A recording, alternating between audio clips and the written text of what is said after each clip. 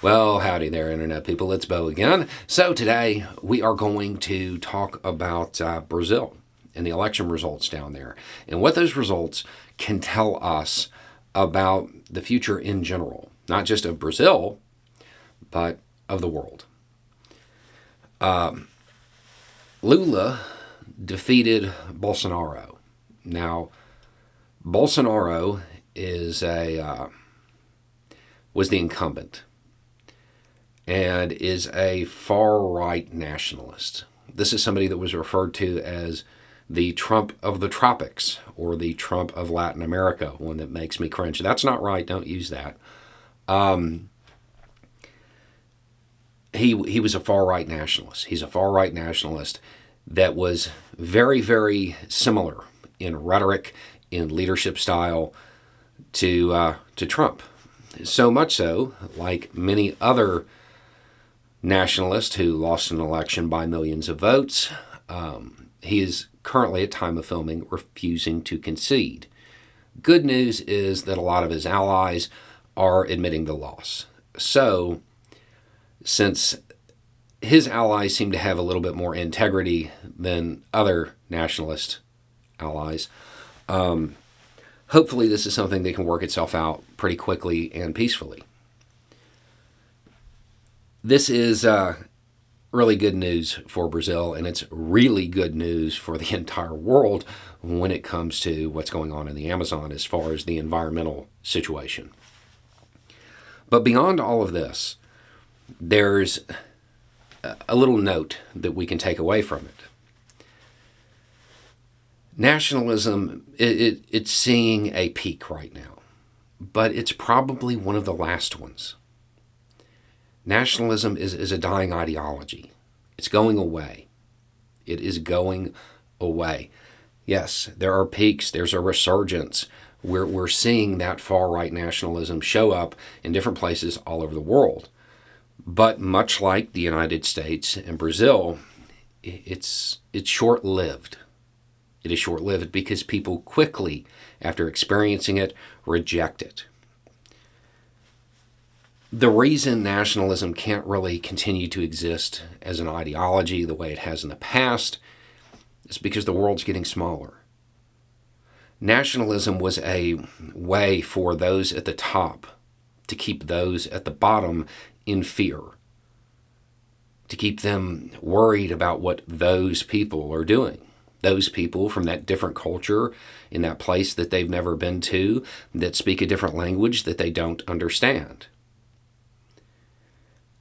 The advent of a lot of technologies has altered that. I can sit on my back porch in the middle of nowhere in the United States and watch Russian commentators live on TV. I can watch commentators in other countries. And even if I don't speak the language, I can use a translation app and understand what's being said. This gets rid of that fear. Because fear, in most cases, is a lack of understanding. That ignorance, it's a breeding ground for fear, for nationalism, and it makes people who have attached their self-worth to some geographic lottery very susceptible to con men. Because those con men, those people that pretend to be nationalist, in most cases, the leaders aren't actually believers in the ideology. They just use it to manipulate those below them because they know they can wave that flag and talk about whatever the country is and talk about how great they're going to make it. And because many people were conditioned to support the flag unconditionally, they know that they'll follow it. They know that it'll make them easy to manipulate. It's something we have seen play out in multiple countries across the world. And we'll see it play out, I would imagine, a few more times. But this ideology is disappearing, and it is scary. Those people who have attached their entire identity and self-worth to the nation they were born in, lines on a map and a flag, those symbols becoming less valuable. It is scary for them. It is terrifying for them. Because if that isn't the end-all be-all of, what to really worry about and believe in, what are they? That's how they obtain their self-worth.